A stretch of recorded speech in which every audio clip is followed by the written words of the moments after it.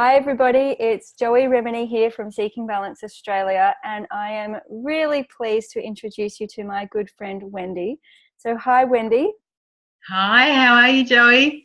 I'm really well, and I'm really excited to be talking about the topic of trauma today.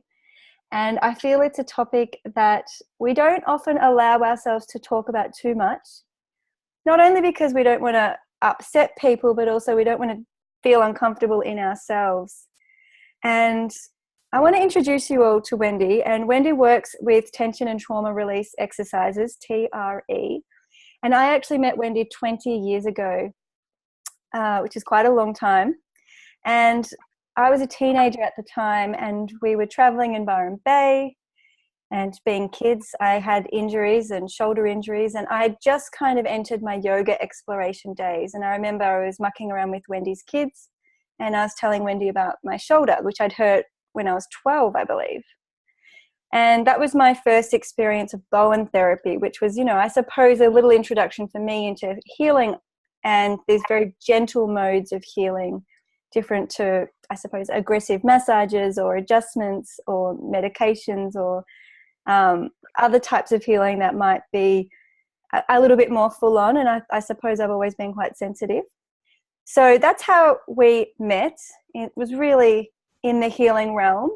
And I was in awe of Wendy. I remember feeling you were a white witch and you had this gentle wisdom. And that perception hasn't changed in 20 years. So it's a real delight to be sharing Wendy's wisdom with you all. And for everyone listening, I just want to acknowledge that probably all of us have experienced some form of trauma in our life at some point in time. And no matter how small the trauma or how,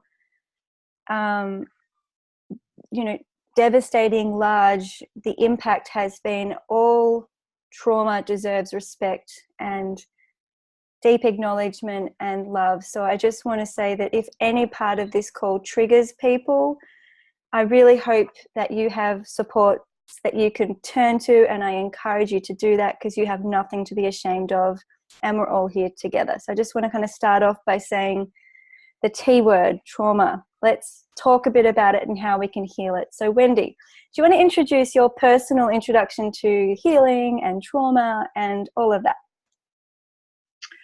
Well, my personal introduction to healing came through, for many years I was a nurse and I was looking at other ways to help people have ease in their body and to feel comfortable in themselves. And so I started a journey learning massage, and then a few years down the track then discovered Bowen therapy, which to me was the epitome of just such a beautiful, beautiful modality to help people calm their nervous system, relax muscle tension, and just to learn to feel more grounded in their body and more comfortable in their body. And I just realised we have quite a few international listeners who may not have heard of Bowen, because I know it started in Australia. So yes. Do you want to just give a little tiny synopsis of what it looks like and feels like for people who might not have heard of it before? So Bowen therapy is a modality where you do specific moves and challenges. You take a skin slack and a challenge over the belly of the muscle or in sometimes over tendons and bony areas, and you release that challenge and you have influence on the fascia. And through releasing the fascia and allowing more movement through the fascia and fluid exchange, you have a really big impact on blood flow, nerve function, proprioception, interoception in the body. And it's a beautiful, beautiful modality to relax your body, give your body ease and balance it. And I can definitely say I've experienced that. And for those of you who are watching the video, it's kind of like they roll a thumb or fingers. Oh, I just felt a twinge when I did that, over certain parts of the body. Yeah. So it's different to massage, which is kind of like go, go, go, go. This is much more like a little tweak here, and it's in very specific patterns. It's in specific patterns, specific areas, and there's rest times in between, and you just slowly work through the body on a global sense. and have impact in that way. And so whilst it did begin in Geelong, actually in Australia, it had, and back in the late 50s and early 60s, it actually has been taught probably, I think it's available in about 35 countries now, roughly. So it's really spread worldwide. So perhaps people have heard of it, perhaps not, but I would encourage them to investigate it and give it a go. And talk a little bit about how that then progressed into studying trauma and tension release and the healing and processing at the trauma the body holds. Yeah, well, with the Bowen therapy, often I would get relaxation and release of muscular tension patterns in people. And then a lot of people would feel that ease and an issue would resolve and they wouldn't return in a hurry. But there would be certain people who would come back regularly and they seem to fall back into a chronic tension pattern. And it sort of made me curious why that was happening, what was going on and what was bringing them back to that chronic tension continuously. And also personally, I had an old back injury nursing, but I had similar tension patterns that would wind my body up in contraction and make me feel uncomfortable and anxious and unsettled. So I then discovered TRE, and that was through my Bowen network. There was a fellow, Richmond Heath, who's a physiotherapist and also practiced Bowen therapy at the time. And he was beginning to teach this tension and trauma release therapy. And it originated with David Baselli.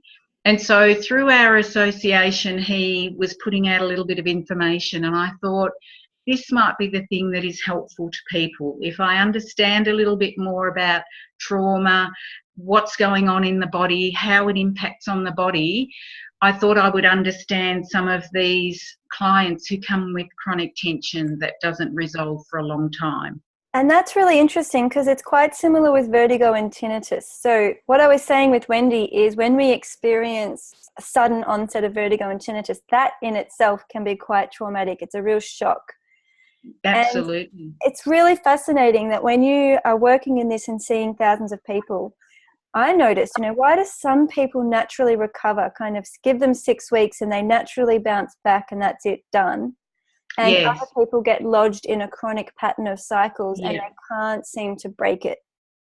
Absolutely. And so there's this kind of thing of what's going on inside the body and what's the body holding and what's the pattern. And so that's a really big part of the 12-week process and the rock steady and beautiful balance journeys that I explore with people.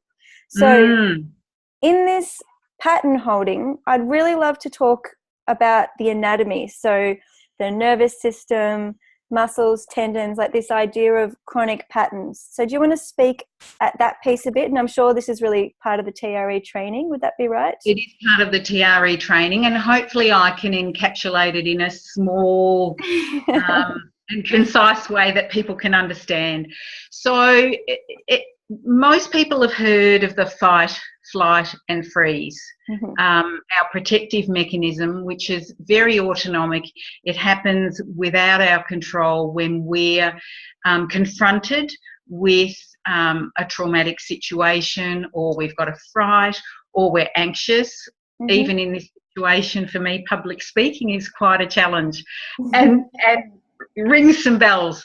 So the body, in response to that, anxiety or stress or trauma, will respond in exactly the same way. So that sympathetic nervous system will switch on and it automatically sends out hormones, the cortisol, the adrenaline, and it happens in seconds. Your big psoas muscle contracts up through your body, your adductors, your inner thighs, your neck muscles, everything, so that you almost pull in and create a safe haven, a protective haven for your soft underbelly. And just so people have a visual for that, the psoas and the muscles Wendy was talking about was around the pelvis. So if you think about the fetal position and crawling up in that bent knee position, I mean, that would be the extreme version of that fight, flight, freeze response.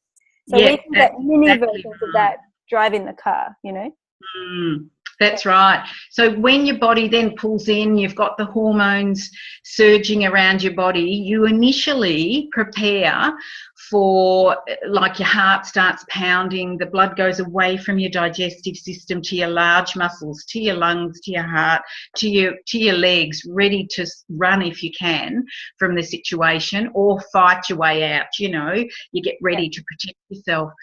And in some situations when that's not possible, and that can be when you're a little child and you don't have that capacity to protect yourself, you go inward even more and go into a bit of a freeze or dissociate protective state. Now, all those states are super, super important insofar as they keep you safe. So they're normal.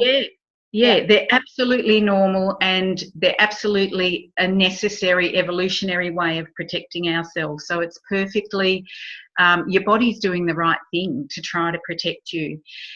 And now, from my understanding of the studies that have been done, the trauma or the chronic tension patterns tend to stay in your body if you don't integrate that afterwards. Now, a lot of research has been done with animals after an event where they've had to flee from a lion, say a deer fleeing from a lion, or in a situation where they've been attacked. Afterwards, they will go through a natural tremor mechanism. Now, evolutionarily wise, if we didn't need that tremor mechanism anymore, we wouldn't have it. But it sets up a way for our body to discharge that hormone charge and also relax the muscles. So if sometimes we don't allow that and learn to switch that off, that tension, and to discharge the hormones, you tend to keep wired to keep that contraction, and the body doesn't let it go, and that can create a pattern of a holding pattern basically in your body, where if you don't come down to relaxation after that, your window of tolerance narrows a little bit. So each time that happens narrows a little bit. So the TRE, the tension and trauma release process, is actually designed through teaching a series of exercises to help you befriend that tremor mechanism that we all have inside us, that we often tend to put aside or shut down because it makes us feel vulnerable, makes us feel uncomfortable. We don't want people to see we're frightened. Yeah. So I just want to reiterate that this idea of chronic stress or underlying stress is actually really common in today's society. Even things like being worried about, getting the train or tram on time, being, going to job interviews, or for me, I actually get the fight, flight, freeze from watching shows like Game of Thrones. Like, as much as they're gripping stories and, amazing programs, they make my body seize up. And so they do. And then I get nauseated, I don't sleep as well, and so my whole system is firing from a TV program. Yep. So this is actually it's a normal process, except in the modern world, our old animal instincts aren't necessarily being put in the right places. Yes. And the other thing I wanted to put forth is we're talking about a physical holding. So this is not talk therapy. This is actually going, okay, my body's locked up, my digestion's not working because all of my blood flows moved to my muscles. My body's getting prepared to either run or freeze or dissociate. And I've got all these hormones moving through my body, which are healthy, but I don't need them. So what am I going to do? And this is the process that a TRA specialist can teach you to go through. So do you want to maybe talk through what that could look like, or what it's felt like for you in your experience or in your clinic, so people can get a feel for what healing trauma in the body might look before, during, and after? So it's an ongoing process. It's not a quick fix process. It's a matter of learning to invite those the tremors in through a series of exercises. So I'd take you through a series of exercises, and that will fatigue the core muscles, and then through fatiguing the core muscles, then we learn a process where you allow the muscles to invite, like you invite the tremors in. Say if you're a runner, a marathon runner, or you're doing a lot of stairs, or you've been climbing a mountain to the top of a lookout, and you get to the top and your legs start tremoring.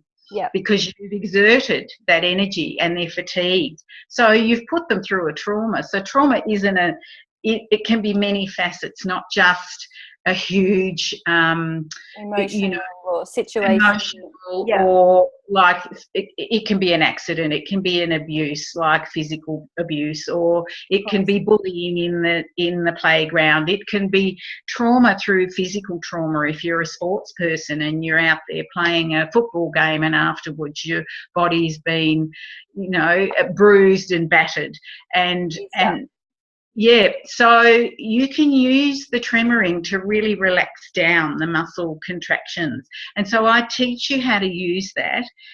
And it's not a talk therapy, as you said, at all. It's about sitting in your body, learning to sense. And that's a lot of what you do through your work with your tinnitus and vertigo people, is to help them sit in their body and sit in that discomfort and titrate in it, not sit in it for too long if it feels uncomfortable, but acknowledge it, accept it, and then have a rest from it. And so I would teach people to trust their body and feel it has that innate ability to unwind the tension patterns and to heal. Our bodies do. We're amazing animals. We have that capacity to self-heal in many ways. And this is something I wanted to bring forth to the conversation, because I think often, and I know I felt this myself, many years ago, this feeling of being stuck. It's like, oh, this is what I'm born with. I can't change anything, I've just got to deal with it or live with it. But then once I began to become curious about my body and through the yoga process when I was younger, I was never incredibly ambitious, but I pushed myself really hard because I just loved it and I was learning and I was enthusiastic.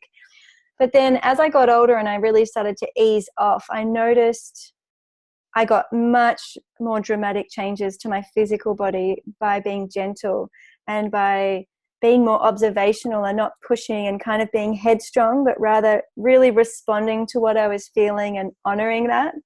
Yes. And I've done TRE with Wendy, which is how I learned about it. And once I learned about it, I was like, oh, that's so interesting. Sometimes I tremor in yoga poses. I'll be doing a warrior pose or a headstand or a shoulder standing just in my normal daily practice. And I'll have like tremors, like they're very visible tremors. And I feel a bit embarrassed about them. And I'm like, oh. And Wendy said, no, just stay there. Just let your body tremor. It's a natural release. Your body's, needing to do and wanting to do. Yeah, so I do that now, and it's a really nice process to not have to run away from things or to not judge the body and to really step into that place of trust that I don't even know what I'm tremoring out, but something's tremoring out, so I'll just let that happen. Yeah. No,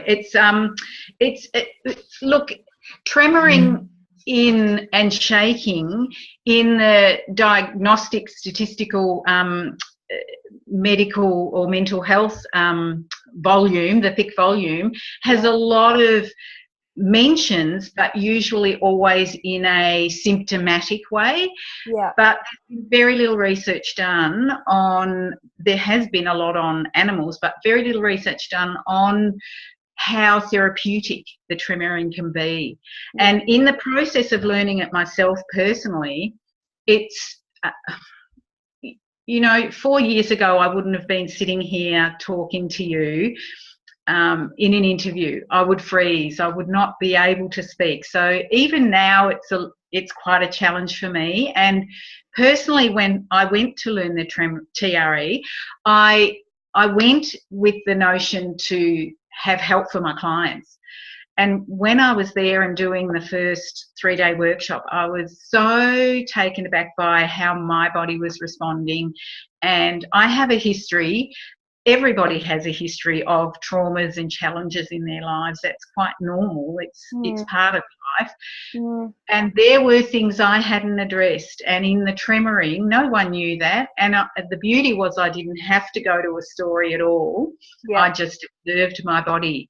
But there were things that my body did, and awareness of tension patterns through my throat, where my issues came when I was a child. So as a child, I had some memory, not clear memory, but you don't have the words readily when things happen as a child.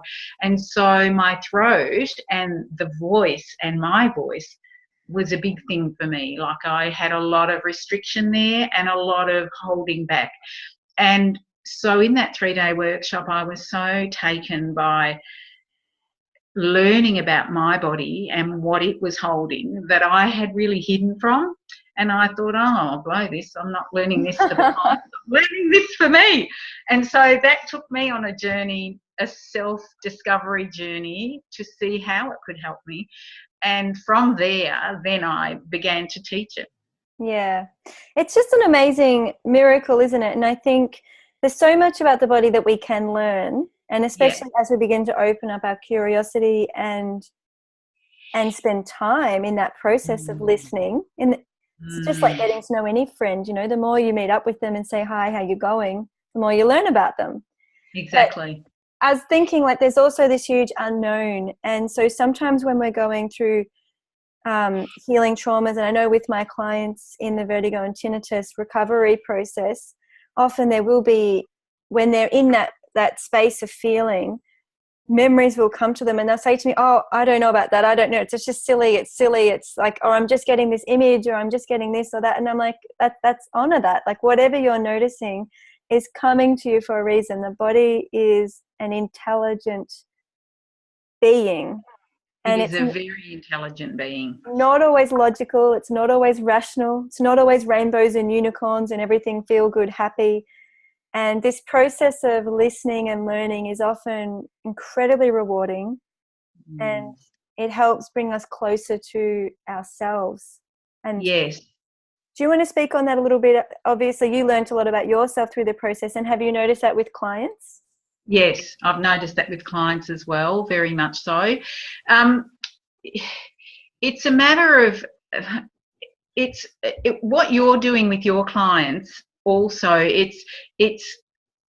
you encourage people to acknowledge those little snippets of memory that you don't understand, those little snippets of something that is confusing, and we get fearful and we push it away. But I know you very much acknowledge. You say, just accept it, acknowledge it, and it can release. Because if you keep pushing things away, it's like putting a lid on everything, and it comes back, and it wants to be heard, it wants to be seen, it wants to be noticed. And there's such a link between our body and our mind health. And talk therapy is good, but if you don't address the body and what it's holding and the memory that it has, and there's a lot of research nowadays on how the body holds the memory. Bessel van der Kolk is a person you can read, The Body Keeps the Score. It's fascinating reading how we lock a lot of that in there, but helping to release it helps you to sit in yourself more readily and accept yourself more readily.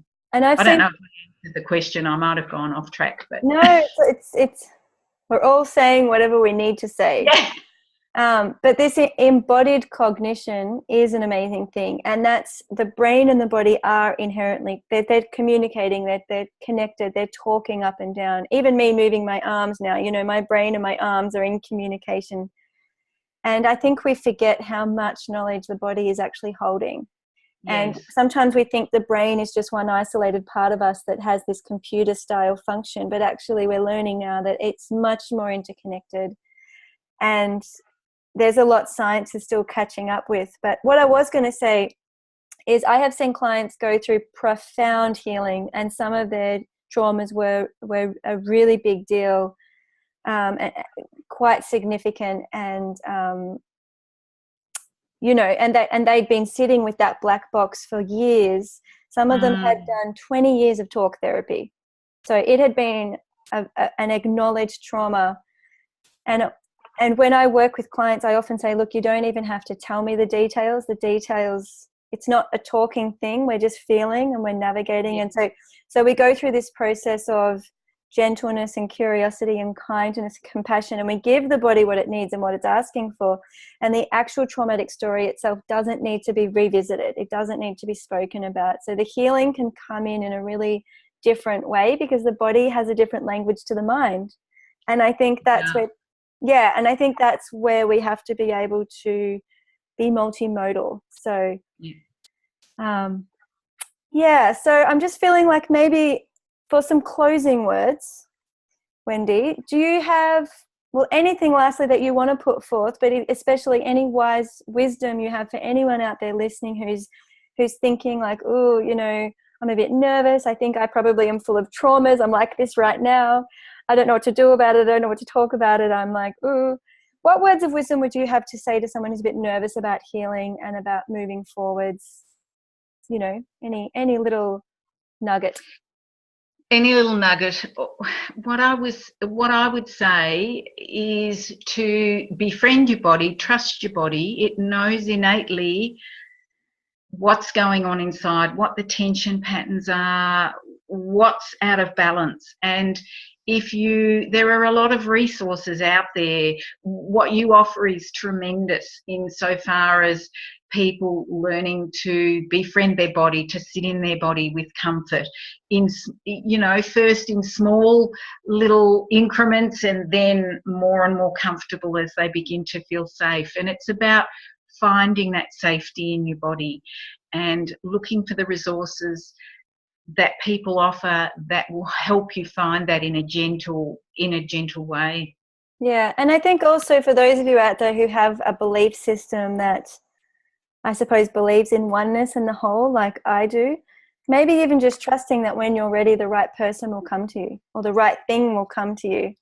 And you'll feel that readiness of like, yes, okay, I think me and my body are going to do this and we feel safe here. So I think always be cautious of falling into that trap of the expert that somebody else can fix you, because no one's broken.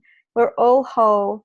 There's nothing that needs to be fixed. And that's the real gem of healing is about returning to acknowledging our wholeness.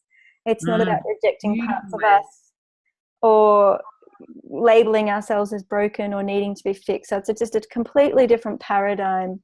So I think whenever you feel ready, that's a gift. And for everybody out there listening who's gone through this process and they have befriended the body and they've experienced this healing and you're listening going, yes, yes, yes, I just want to say, you know, well done and thank you, because every person who heals brings more healing to the whole planet. And that's that interconnected human experience. Touche. Well said. Beautiful words. Yeah. So look, it's just, I'm so happy to have you here today, Wendy. I love you and what you stand for and everything you do. So thank you for making the time, and thank you for being so brave with the public speaking and being recorded on video. You're a natural. Thank you for offering the opportunity. Oh, it was lovely to speak with you. Absolutely. So it's going to be a bye for now, Wendy. Thank you so much, and I'd love to have you back. Okay. Thank you. Bye.